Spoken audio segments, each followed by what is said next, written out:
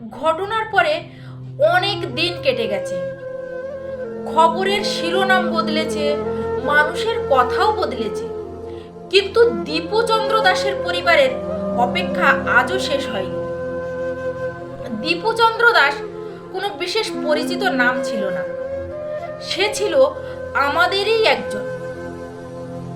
তার সঙ্গে যা হয়েছে তা শুধু তার গল্প নয়, এটা আমাদের সবার গল্প। আজ দীপু চন্দ্র দাসের জায়গায় যে কেউ হতে পারত, আপনি, আমি বা আমাদের কেউ হতে পারত। এই ভিডিও কারোর বিরুদ্ধে নয়, এই ভিডিও একটাই প্রশ্ন তোলে, আমরা কি সত্যি নিরাপদ? কেউ আমাদের সাইড থেকে আক্রমণ করছে না তো? খেয়াল রাখুন, সুস্থ থাকুন, ভালো থাকুন, আর অবশ্যই আপনার মতামত জানান।